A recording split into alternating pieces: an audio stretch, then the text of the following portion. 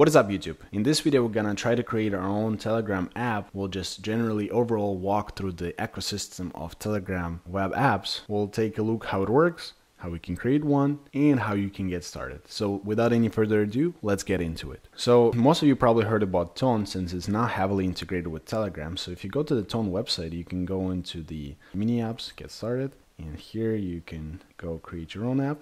You'll be teleported to their docs. And in their docs, you can click see examples, and they have this basic Telegram mini app example. So here you can just open their GitHub, and here you can clone it and change it. So in this video, we are going to try to build something like this.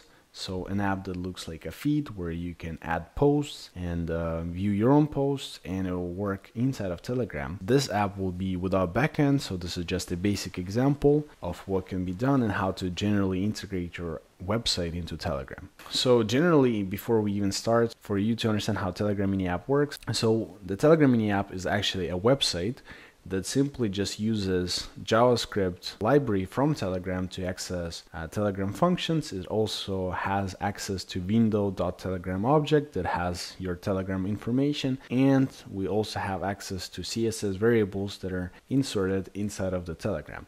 So basically your website will act as an iframe that just has access to styling, functions, and data from Telegram. In this example, I've changed their code to make it look like a feed. So from this basic example, this is where you can fork it. Let's take a quick look of what we did here. So I commented out some of the things here without fully deleting them. But what's interesting for us here is that we can call Telegram functions. So you can see here that on click of this button, for example, to launch the alert, instead of calling a regular alert, we call telegram.webapp and dot the function name. There we pass the params. So as this example, if we uncomment this button, if I click, we'll see the Telegram alert. We can also trigger things like open link inside of Telegram or in the external browser like Safari or Chrome, or open it in the browser inside of Telegram. So there are lots of functions, and the question then you might have is how to then know which function to use and where do I even find those functions. You would simply need to go to this website from Telegram. Here you can go into initializing mini apps, and here you can find some of the functions that could be used. So for example, we just saw open a Telegram link, so we can find it here. And here you can see that it takes the URL, and here's the description, and here are the functions that you can call. You can basically explore them from here, and all of them are accessible under telegram.webapp. and then one of those function names. So I just go telegram.webapp.hapticfeedback.impact occurred, and I pass either heavy, rigid, or soft. So soft is very small vibration, and heavy would be heavy vibration. Then you might be thinking, okay, so if I can call Telegram functions, how does it work? So to have access to all of those functions, you need to add this script inside of your Telegram application, so inside of your website. And I think you can find the link to the script here on the page as well. So when you click initialize mini apps, this will be the very first line of what you should be doing. When you add this script into your website, you can then access these functions, but the trick is that they will only work when you launch your website inside of Telegram. So if you start your local host and launch it from there, it will not work. What you could do is start a local host, start ngrok, and to have an actual URL for your local host, go to Telegram bot father, send him this link, and in one of your test applications, so this is what I usually do. I have one production app bot with the real link and one test application where I constantly send the ngrok link that I just opened inside of Telegram, and I can see the real-time version of my future app, like my local host, basically inside of Telegram. So this is the trick. Start local host, ngrok it, copy the link from ngrok, go to botfather, insert the ngrok link, and interact with your test app. And there you'll be able to see those things in the action. Now that we know that we can call JavaScript functions, then you might think, okay, but how do I access user data? And therefore, when you open an app in Telegram, you do not have to have any of the authentication, basically, because most of the data is passed by Telegram, like username, user last name, user picture, username. And so what you can do is just call the init function. So here, let's take a look into this initializing here from their template. So when Telegram is ready, we call the ready. We call this expand because initially the app is not full screen, it'll be half screen, and with the expand it'll automatically go up. And this is what I prefer for most of my apps, so the user doesn't have to swipe it up, it'll automatically be all full screen. And this is where you take the data from. So you call window.telegram web app init data unsaved.user, and from here you can take data. This is where you can say hello username, show his picture, and so on. But how do you know that this data is secure? So for example, you can take their ID and then later use it to like load their posts, or I don't know, see their balance from ID. Any user can basically change in their console window object, insert their data technically. Does that mean it'll hack your app? So not necessarily, because Telegram also passes hash as part of this data. So if you were to actually console log this,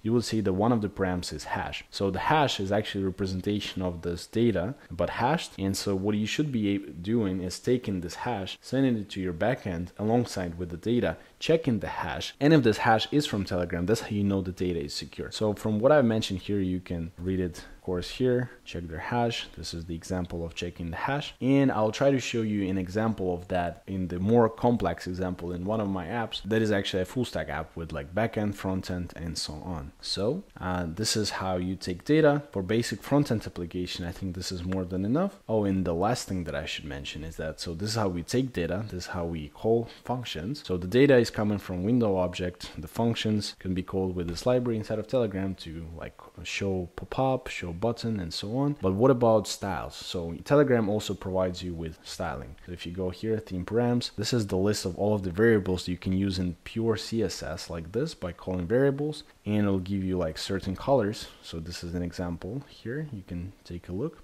So you can get the color of this, and this is done so your app actually looks like it's part of Telegram ecosystem, so it doesn't stick out way too much. What it does basically is that once you have it set, it'll automatically detect when the user changes theme. So for example, I'm on the black theme and then I switch it to white. All of the colors from these variables will automatically change. So that removes the hustle from you of changing the themes on your own. So which is pretty neat. As I promised, let's take a quick look of this project, of how I was able to change it from their basic template. This is what I did in the index.html here. This is the section for user name. That's where they can click and see their post. Feed is where basically we load our feed. And the rest is basically just some playground stuff that I just kept from the template. So here I've added a feed.js file, and let's take a look. So as I mentioned, there is no backend here basically. So the data is not coming from any API. So it's hard-coded posts. So you can take a look here. So if the posts are hard-coded, then what are we doing is that we're calling load feed. So load feed is actually taking this hard-coded post, sends it to the function that renders it. And here you can see that we also have this hide main button, because what I want to do is that we only have two pages right now in the app: my posts and every single post. And when the user is on my posts area, I want to show the button. So this is where a user opens the post by his name. This is where we show the button. And whenever he comes back to the feed, we hide the button, this blue button in the bottom. So this is how we can do it here. And so let's take a look into the insert post into feed function. So it's a basic function that basically takes this hard-coded post and renders them on the page. So nothing too special here. Let's go into our styles, and here you'll be able to see that in my styles I actually have variables. For all of the text in the links, we will use Telegram text color, which could be different for black and white theme, but it'll be exactly like all of the other links in the Telegram. So your app will look much more professional. So hopefully that makes sense. Now I want to try to build my own project here from scratch. So let's create a notes app that could be just part of this project, or it could act as a separate project. So we'll just have a notes folder here. I want to be able to add notes, read notes, and I want them to be actually stored in the cloud, but I don't want to use any backend. So how can I do this? And so Telegram, as part of their API, they actually offering here cloud storage. So cloud storage, how it works is that you can store up to 1024 items. So it's similar to the local storage in the browser, if you ever try to work with that, but the difference is it'll actually be stored in the cloud per particular user, per particular app. So a user in your app can have 1024 items stored in the cloud for free, and one item is limited to 4096 characters. So in that way, you, with the example of Notes app, you can build something that where people can actually use as a Notes app, store data in the cloud, and it can be scaled, or you can have lots of users, and all you need to do is just have static website running, which is pretty awesome. So let's take a look on how we can do that, and let's build it from scratch together. So I want to take a moment to talk about something that can make a huge difference if you're building a Web3 project. I'm talking about GetBlock, an awesome service for accessing blockchain nodes. Managing your own nodes in DeFi, NFT development, or blockchain projects can be challenging. GetBlock simplifies this by providing access to multiple blockchains through a single platform. So for example, Tangent previously used different providers for each blockchain they supported. By switching to GetBlock, they now access a wide range of blockchains with one provider, streaming their opportunities and maximizing efficiency. So GetBlock helps projects focus on growth and innovation without the hassle of managing nodes. And you can upgrade to dedicated nodes anytime you need more power. So if you're ready to up your blockchain game, definitely check out GetBlock. Now let's get back to the video. So I'll just have to create index.html since this is again vanilla code. Here it's a basic page, we'll call it nodes. Let's import the script just to show you how easy it is.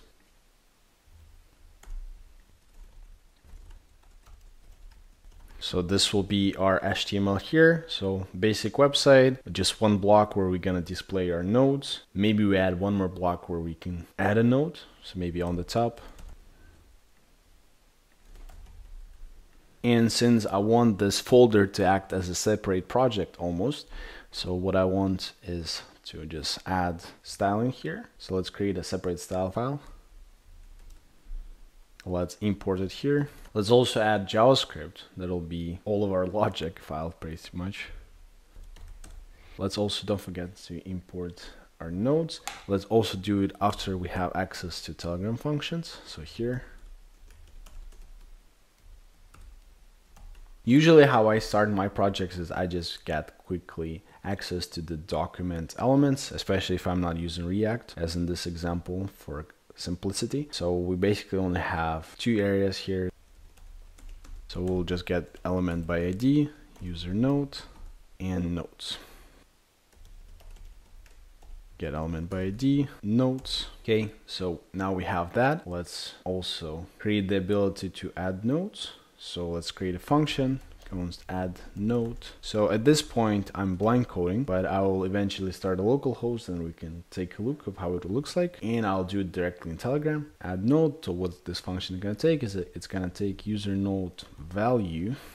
I think we'll want to call Telegram function for storing, which is cloud storage here. Remember, as we did in other files where we were able to just call Telegram functions here. So I think Telegram web app dot cloud storage dot set item, and here we pass key and value. So let's create a key, and this will be our key, so we can read and write data with the same variable. Okay, so value could be a callback. A method that stores a value in the cloud storage using the specified key. The key should contain 1 to 128 characters. Oh, here's a typo I found on their website. So this should be after the comma. Telegram has a typo, apparently. Let's create a new function that'll be called as a callback when the new node is created. So on the new node created, what we want to do is they say error and response. What was the second argument? So the second argument, Boolean, success then. So then we say if error alert. One thing, when you call the built-in alert function from the browser, it'll actually call the beautiful Telegram alert. If there's no error, else if success is true. So now we can basically add basic nodes to our cloud, hopefully. If not, we can adjust in a second. And I think we should also create a function to read this nodes. So let's do const load nodes. Similarly here, we'll just copy this for now. And instead of set item, we'll call get item. So we should remove this since we no longer pass what we want to store. Let's copy this. Let's call it on nodes loaded. If error, error while loading your nodes. And if success, no longer this is success, but actual data. Here for now, we'll just console log data. I think this is good enough for now. So what we can do now is we should start a local host. and actually test it. If we can add data and then see if the data is shown in the console, then all we'll have to do is just finish by actually writing this data on the screen and maybe basic styling. So let's go ahead and start localhost. Go to nodes, which is a new project here. What I want to do is I should probably start ngrok. So our port is 5500. So let's do that. So simply run this command once your localhost is up, and it'll generate a link that actually can be accessed by anyone on the internet now. And so we can check it here. Yep, it's an actual website now. Perfect. So we want to take this link with a /nodes, since again it'll act like a separate project. What we want to do, we want to go to bot fodder on Telegram. On the bot fodder, what you can do is first create a bot. Then once you create a bot, you can create your own app. Then you can list your apps. So as I do here, I'll edit one of my apps, for example, and I'll edit the URL, and I'll insert our URL here.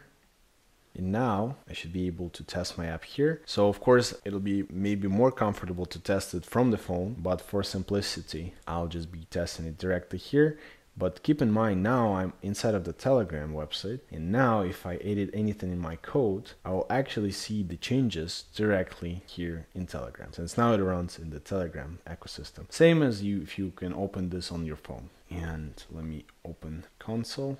On click, we should probably call one of our functions. So what was it? Add node. So let's do test. Your node is created. So I got a success notification here. Then we got another error though, object. So here we can see which params we used, request ID, method, result true. So everything was fine. So we never did load the nodes. So let's also make sure that we can load nodes. So when the node is created, we should reload nodes kinda. And we should probably also call load nodes initially on the website load. Okay, let's see what's going on. Oh, okay, I see. So our callback was wrong here. So here it should be working fine now. We can also reload page from here instead of reloading the actual Telegram. Let's see our console log. We see our test here, which is great. So now we then need to think about the structure of how we want to store nodes. So let's say for simplicity, we can then just use one object as an array of what we're gonna store, or we can store array of keys of nodes, and then for each key we'll load particular node. So there are basically two ways that we can take this. For more scalable, up to 1,000 nodes, we should probably then have one thing that stores the list of nodes, and then the other things are for actually nodes. So you can think about even better algorithms that you can use here, since we have limited amount of things that we can store. For the simplicity of it, I'll go with the more basic version where I'll just store the array. I'll store the JSON, then parse it back. So let's then store an array of nodes. So basically what I'm gonna do now is that when we add a node, we also gonna take the previous nodes and then add it into array. So here's how we can do this. Here we probably need to make the add node a bit more complex. When nodes are loaded, we no longer just gonna have them in the console log. Let's create somewhere state for them. User nodes initially be an empty array. When nodes are loaded, say the user nodes is the data here. And when we add a node, what we want to take is user nodes here and add user value here like this. So we probably want to change that. So we're gonna use JSON stringify like this. Then we're gonna parse it, console log JSON parse user nodes. So let's see what's gonna happen now. To reload the page, try test 3, node is added. Okay, so we have array test 3. Okay, let's try test 4. There's definitely something that's happened that we don't want to happen. Let's also add the ability to clear all of the nodes at once. So let's do something like clear nodes. That'll delete every single node. And to clear nodes, basically we're gonna say it is an empty array. We can add a button for now here somewhere. So let's clear the nodes and let's test our code here. Add, how about I just do this? User nodes, const new node. So we'll just JSON stringify user nodes. Since this is what we decided to keep as a general state, I think this is even better. Okay, so new node, we push it, we then store the state of user nodes, stringified version of it. Then when we load it, on nodes loaded, We got the data, parse it, and here we can reassign it. Yep, that's what we're doing here. Update our code here. Let's experiment. So let's clear the nodes. So it says it's array. That's JSON stringified, so it's actually a string that looks like an array. So let's reload the page, clear nodes, boom. Now let's do test. Let's do test 2. Let's do test 3. Okay, this time it works. Let's also clear the field once it's stored. This to be 0. Kind of clears the field here. Okay, nice. Now let's reload the page. This is where we have our nodes. And now let's show them on the screen. So this will be our next thing. So all we have to do here is just map through them. We can just call this thing here, all nodes block. So here, all nodes loaded. Let's add rendering. So all nodes block, either we can do it by inner.html. We can say now for user nodes for each node, we'll just have node. Let's do some HTML state. HTML nodes equals class node. Here it's gonna insert node. Yeah, it's a vanilla stuff, so no JSX here in the file. In React, we could have just used map or something like this. And then we're gonna say this will equal HTML nodes. Okay, so let's see if it works. So now it is an actual data, user nodes, so user nodes for each node. Okay, so there's a bug here. A typo. Now that we fix a typo, we have working functionality. Let's do test 8. We can also reverse it where the nodes will be in the top. So we do something like unshift. Let's clear nodes, see how it works. So test, maybe we need to refresh the page. So test 1, add node. Let's check the console here, test 1, test 2, add node. Then the last step that we still have here quickly is just to add some styling. Example here, just copy body really fast. Let's see if it actually works. Yep, so we see that some color applied. So it is already using Telegram colors. So let's create the background for them. Size as well to make it a bit bigger.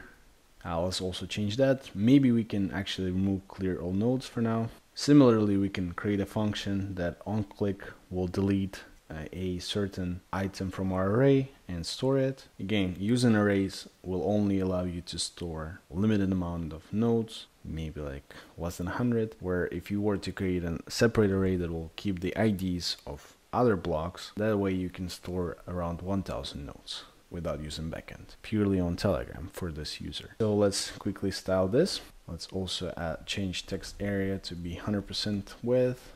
And we can do something like flex direction column. You can also style it here for visual changes. This is what I actually like to do. I style them here so I can see it right away. So for example, for the button, we can say background. Oh, actually, let's use Telegram button background. So theme params, button color. Yep, and button text color for color of the text. We should also remove border. Wrap it into the app so we can do manipulations like .app, display, flex, align items center, flex direction column, the text area, a margin from generally this area, and we can also add slight padding. So this is what our app looks like. Say buy milk, add node. Actually, let's remove this alert since it's kind of annoying. So let's say go to the gym, create Telegram app. So here's a basic example of how we were able to implement something like this. Similarly, if we close it fully, open the link again, we should see our node stored in the cloud for this device, for this user. This is a basic example what can be done with using Telegram. We can of course add some things like haptic feedback on new node, button press, and lots of beautiful stuff like this. So in terms of a more complex example, I wanted to show you the structure for my project, Cryptoville. So this is a quick preview of my project. Here you can see it. It is a game on Telegram. So it is using Next.js as our framework. We also use API here that is internal API and can be used as external API. I use React under the hood and MySQL database and Redux, of course. And to showcase you what I meant before when I was saying that the data from Telegram can be insecure and you need to verify it. So here is an example. In my API, I have a road that adds a user. So pretty basic code. Before I try to create any user, like here when we try to get their data, I first want to verify that this data is actually from Telegram. And so how do I do that? I call /validate function or /validate road, and this is what my validate road looks like. So you can maybe create something similar for you. And again, it is based out of the example here on Telegram of how we can validate data. So we take user hash as part of the param that is passed by Telegram for us. We unhash it, we check the data, compare it, and that's how we know if the data right and is actually from Telegram. And to walk you through the basic example of something more complex, let's take a look into one of the more basic pages actually on my app, which is leaderboard. So let's see how it works. So first I have this API. The reason it is basic because here execute query command, so you can just see pure SQL command directly in the code here. So we just take some data from our column users and we order it by amount of coins and we get 1000 records.